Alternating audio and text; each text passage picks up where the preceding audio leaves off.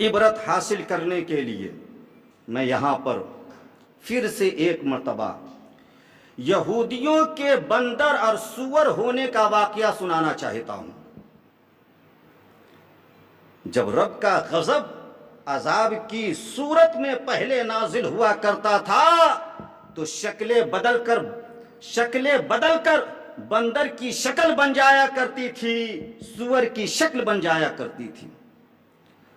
آپ دیکھیں کہ ہر مذہب کے اندر ہفتے میں ایک دن ایسا آتا ہے جو بڑا خاص ہوتا ہے، جس کا عزت و احترام کیا جاتا ہے۔ اسلام میں جمعہ کا دن عزت و احترام والا دن ہے۔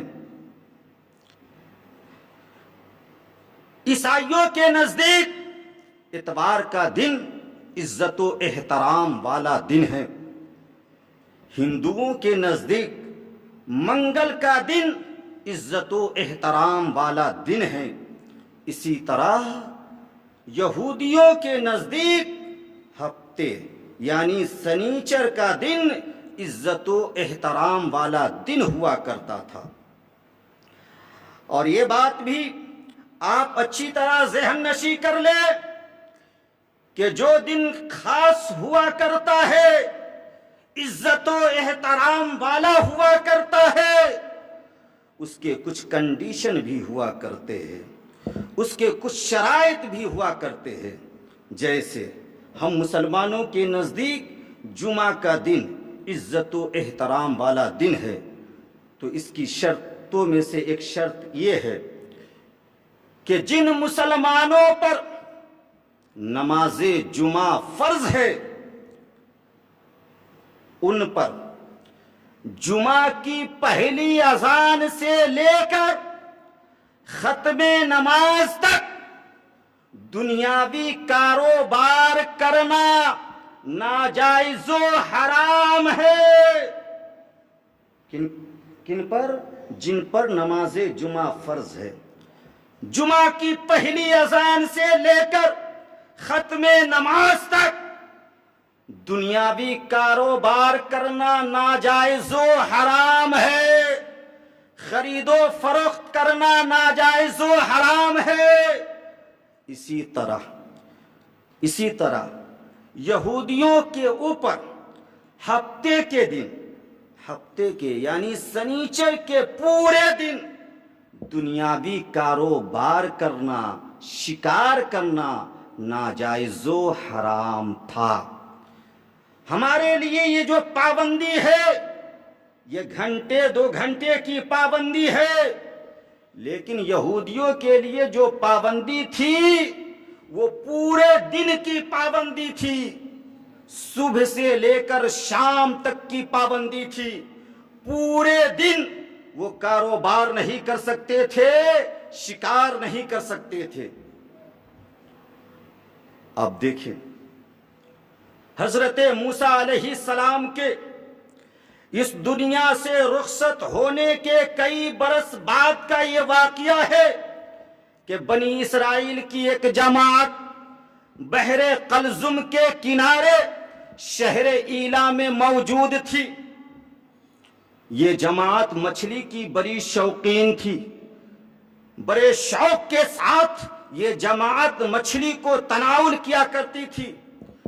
رب کی شان دیکھے کہ پابندی والے دن ہی یعنی ہفتے کے دن ہی بحر قلزم کے کنارے ایک سے بڑھ کر ایک مچھلی نمودار ہوا کرتی تھی۔ بڑی بڑی مچھلیاں نمودار ہوا کرتی تھی، جس میں وہ مچھلی بھی آتی تھی جس کے پیٹ میں حضرت یونس علیہ السلام قیام فرمائے تھے۔ سبحان اللہ۔ یہ جماعت مچھلی کی بڑی شوقین تھی۔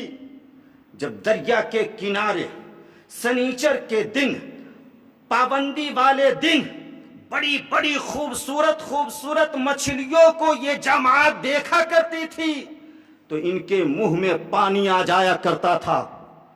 یہ لوگ تڑپ جایا کرتے تھے، کاش یہ مچھلی مجھے مل جاتی، تو میں اسے پکڑتا، اسے کھاتا، اپنی بھوک کو مٹاتا۔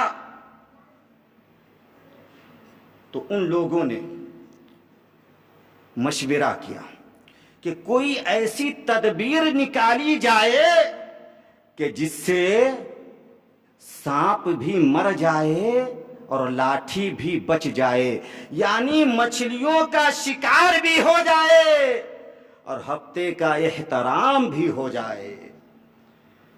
تو ان عقل مندوں نے یہ حیلہ اپنایا کہ دریا کے کنارے کنارے دور دور تک بڑے بڑے گہرے گڑھے کھود ڈالے اور ان گڑھوں میں پانی پہنچنے کے لیے دریا سے بڑی بڑی نالیاں نکال دی، تاکہ پانی کے ساتھ ساتھ بڑی بڑی مچھلیاں بھی اس گڑھے کے اندر چلی جائے۔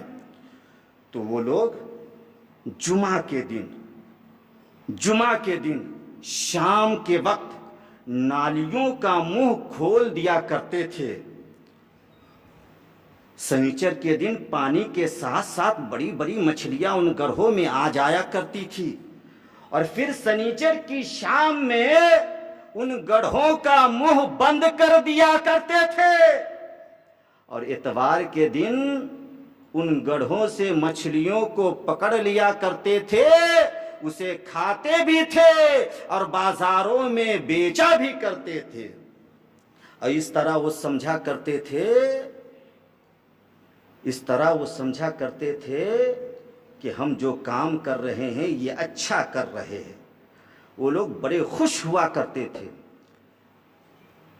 برسوں تک وہ لوگ ایسا کرتے رہے، مچھلیاں پکڑتے رہے، بازاروں میں بیچتے رہے، یہاں تک کہ وہ بیچتے بیچتے بڑے مالدار ہو گئے، بڑے بڑے محلوں میں رہنے لگے۔ ان لوگوں کی 70,000 کی تعداد تھی۔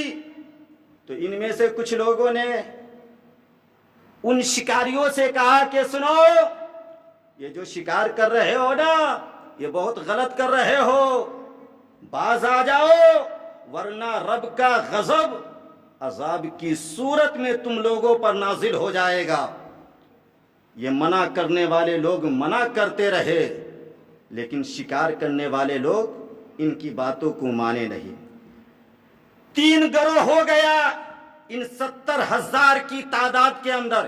ایک منع کرنے والے کا گروہ، دوسرا چپ رہنے والے کا گروہ، اور تیسرا شکار کرنے والے لوگوں کا گروہ۔ ہر دور میں بری باتوں کو دیکھتے ہوئے کچھ لوگ خاموشی کے ساتھ کام کیا کرتے ہیں، لیکن دیکھیں، خاموش رہنے والے لوگوں کی بھی وہی سزا ہوا کرتی ہے جو سزا جرم کرنے والے لوگوں کی ہوا کرتی ہے۔ حضرت سیدنا عبداللہ ابن عباس رضی اللہ تعالی عنہ ایک مرتبہ سورہ اعراف میں اس واقعے کو پڑھنے کے بعد زار و قطار رونے لگے۔ تو آپ کے ایک شاگرد نے پوچھا، سرکار رونے کی وجہ کیا ہے؟ تو آپ کہتے ہیں کہ سنو، وہاں 3 جماعت تھی، ایک منع کرنے والے کی جماعت، ایک چپ رہنے والے کی جماعت، اور ایک شکار کرنے والے کی جماعت۔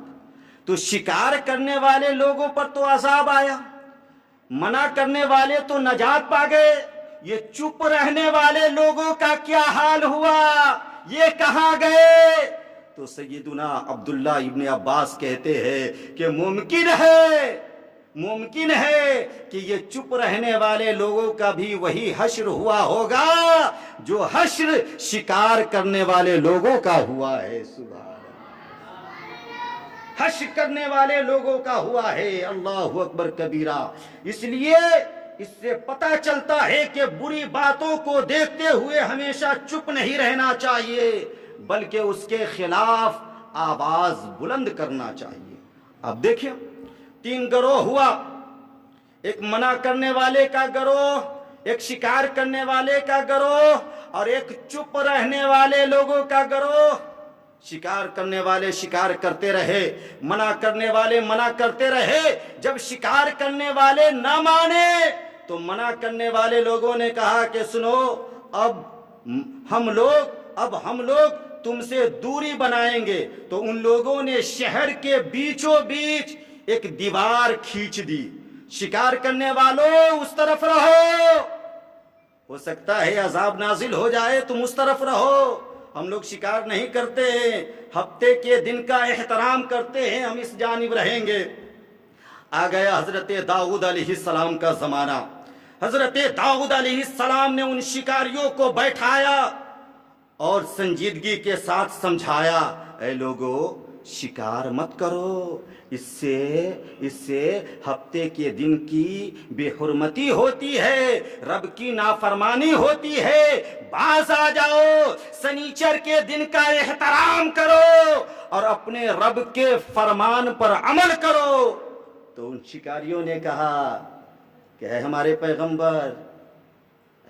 पैगंबर, ये कोई हम नया काम कर रहे हैं? अरे बरसों से ये काम कर रहे हैं, इन कामों को करते करते बड़ा माल इकट्ठा किए हम लोग।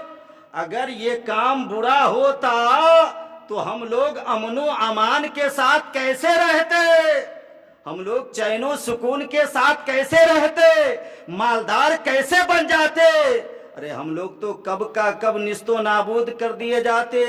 लिहाजा ये काम बुरा नहीं है, अच्छा है, क्योंकि हम शिकार तो नहीं करते हैं, कैद करते हैं। तो हजरत दाऊद अलैहिस्सलाम ने कहा, बेअक्लो, कैद करने को तो ही शिकार करना कहते हैं, कैद करने को तो ही शिकार करना कहते हैं। तुम कैद कर लिए लिहाजा शिकार कर लिए। लेकिन उन लोगों ने बात नहीं माना।